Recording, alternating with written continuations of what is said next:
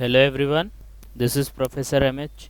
और आज के इस वीडियो में हम लोग देखेंगे income chargeable under the head profit और गेन्स ऑफ बिजनेस और प्रोफेशन सेक्शन 28। लास्ट वीडियो में हम लोग ने देखा था कि बिजनेस और प्रोफेशन का मतलब क्या होता है, बेसिक मीनिंग हम लोग ने देखा था। अब हम लोग स्टार्ट करेंगे कि टैक्स में, डायरेक्ट टैक्स में ये प्रॉफिट और gains of business and profession को कैसे कैलकुलेट किया जाता है, कौन सी इनकम के ऊपर टैक्स है, कौन सी इनकम के ऊपर टैक्स नहीं है, कौन से एक्सपेंसेस अलाउड होंगे, कौन से एक्सपेंसेस अलाउड नहीं होंगे, वो सब हम लोग को इस वीडियो में देखना है। तो इन शॉर्ट, आप कोई भी बिजनेस करो, आप कोई भी प्रोफेशन करो, तो कौन सी इनकम बिजनेस में टैक्सेबल है, कौन सी एक्सपेंस बिजनेस में हम लोग माइनस कर सकते हैं, वो इस वीडियो में हम लोग को देखना है। तो सबसे पहले हम लोग देखेंगे कि कौन कौन सी इनकम हम लोग बिजनेस एंड प्रोफेशन में इंक्लूड करेंगे और कौन सी नहीं। तो स्टार्ट करते हैं।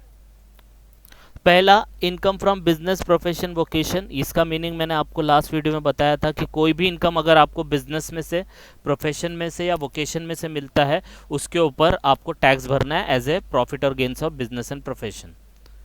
अंडरस्टूड?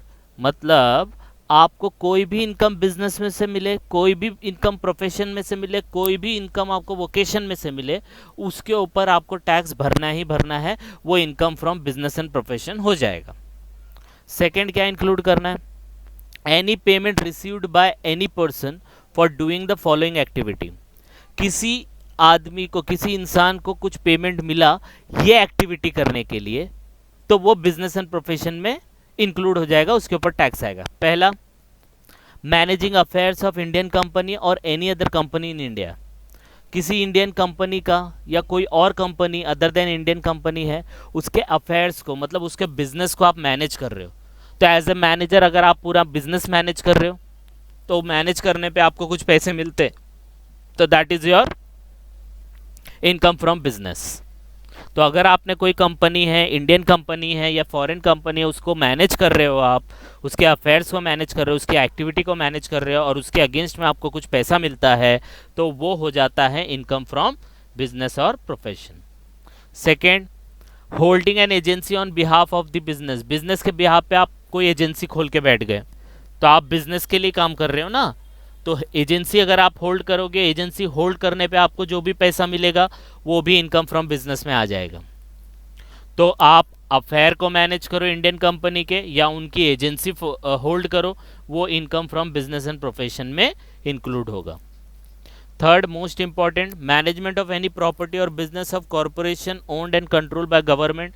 गवर्नमेंट का कोई कंपनी है और उसका कोई बिजनेस या प्रॉपर्टी आप मैनेज करते हो, तो कोई गवर्नमेंट है, गवर्नमेंट का कोई कंपनी है, उसका बिजनेस या प्रॉपर्टी आप मैनेज करते हो और आपको उस मैनेज करने के लिए कुछ पैसे मिलते हैं, तो that is your income from business.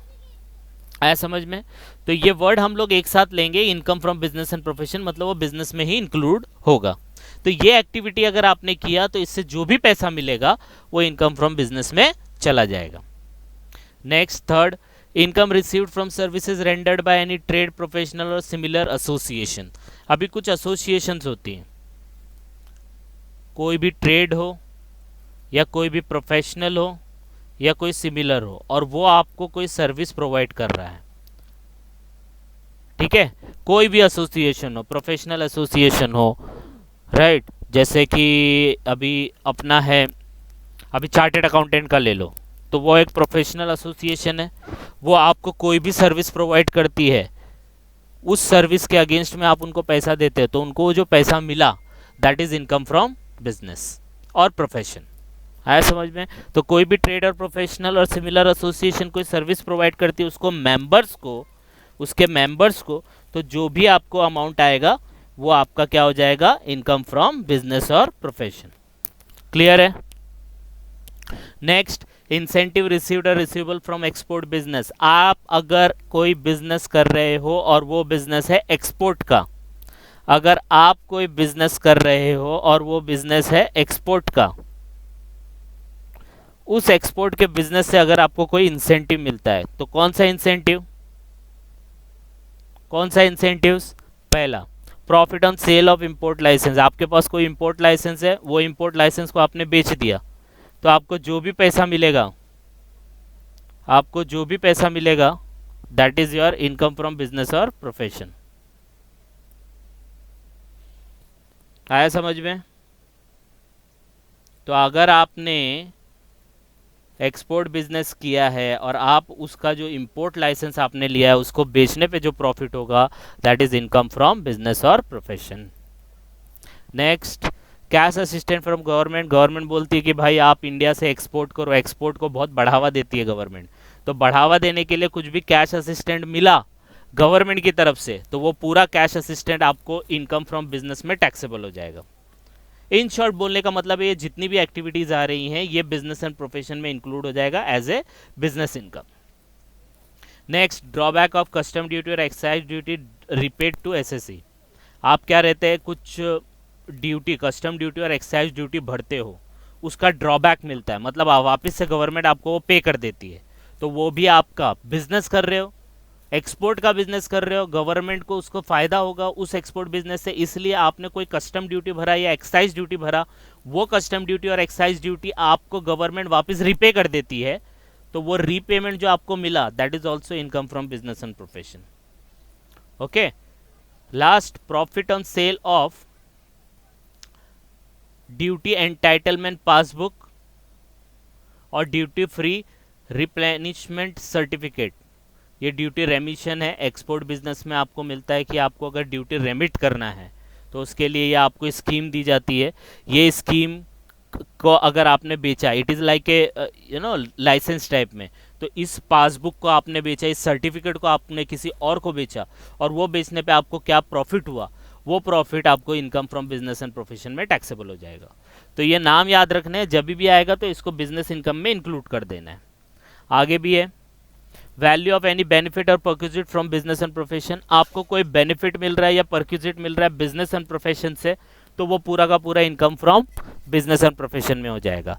जैसे एग्जांपल के तौर पे कोई डॉक्टर है, डॉक्टर ने किसी का ऑपरेशन किया, ऑपरेशन करने के बाद ऑपरेशन का फीस लिया होगा उसने, समझो 1 लाख रुपया ऑपरेशन का फीस लिया, ऑपरेशन सक्सेसफुल हुआ, तो जिसका सक्सेसफुल हुआ उसने अपने फ्री विल से एक 25,000 का मोबाइल डॉक्टर को गिफ्ट किया।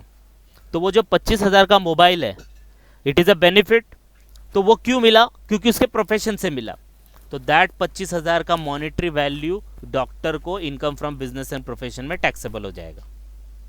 अंडरस्टूड? समझ में आया? Next, any interest in salary, bonus, commission, remuneration received by partner from partnership firm, disallowed part is not allowed as a partner also.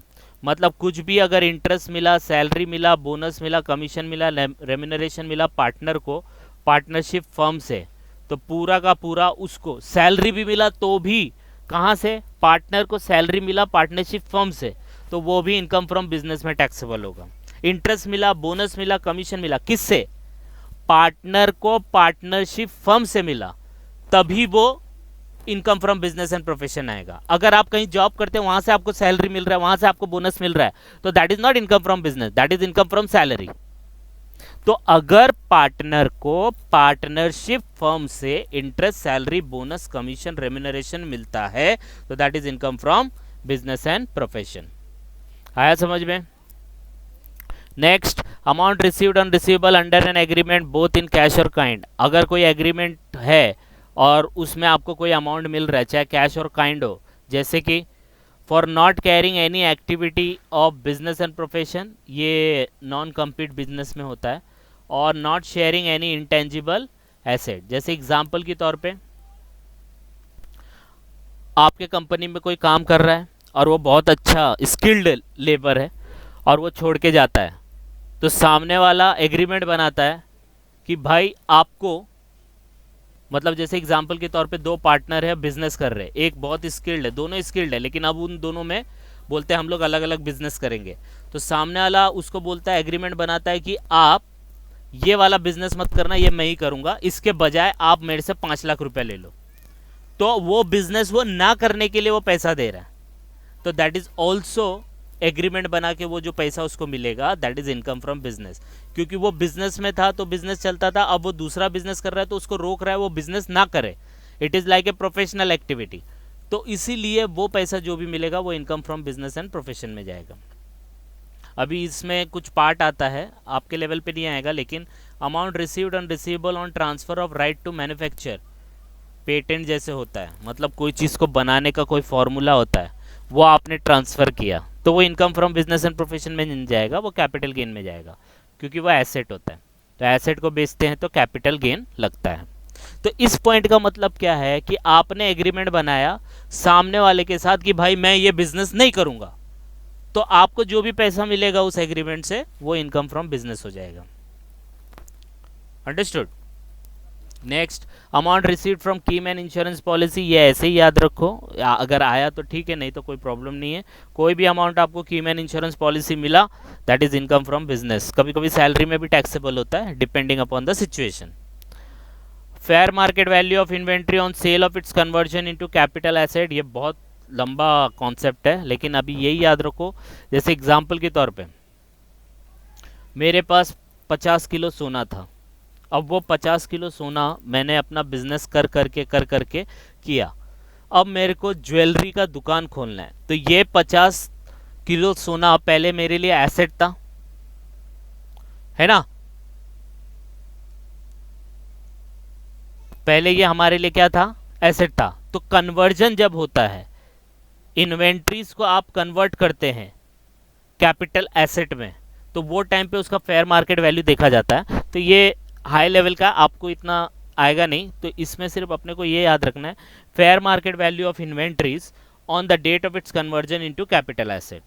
इस डेट पे जो भी आपका fair market value of inventory होगा, वो पूरा का पूरा पैसा आपको इनकम फ्रॉम बिजनेस में टैक्सेबल हो जाएगा। ओके, लास्ट पॉइंट देख लेते हैं। Amount received from transfer of any capital asset in respect of which whole value of capital asset allowed as a deduction. आपने कोई एसेट खरीदा, वो एसेट का पूरा डिडक्शन आपने ले लिया था, ये 35 सेक्शन में आता है। कोई एसेट खरीदा 100 रुपये का, वो 100 रुपये का एसेट आपने पूरा माइनस कर दिया बुक्स में, अब उसको 2 साल के बाद आप बेच रहे हो, तो उससे जो भी पैसा मिला वो फिर इनकम फ्रॉम बिजनेस में टैक्सेबल हो जाएगा। तो दिस इज ऑल अबाउट, ये कुछ एक्टिविटीज़ मैंने बताया, दैट इज द मतलब इसमें से ही आपको आएगा, ये कुछ एक्टिविटीज़ से अगर आपको पैसा मिला that is income from business. अब आगे के वीडियोस में हम लोग देखेंगे कौन कौन से एक्सपेंसेस हम लोग माइनस कर सकते हैं, कौन कौन से एक्सपेंसेस हम लोग माइनस नहीं कर सकते हैं, तो वो हम लोग देखेंगे नेक्स्ट वीडियो में। तो आज के लिए बस इतना ही, ये हम लोग ने देखा कि कौन कौन सी इनकम बिजनेस इनकम में आएगी, और आगे की वीडियो में देखेंगे कौन कौन से एक्सपेंसेस अलाउड है और कौन कौन से एक्सपेंसेस डिसअलाउड है। ओके, तो that's all for today, we will continue next time. Please like and subscribe for more videos. Thank you.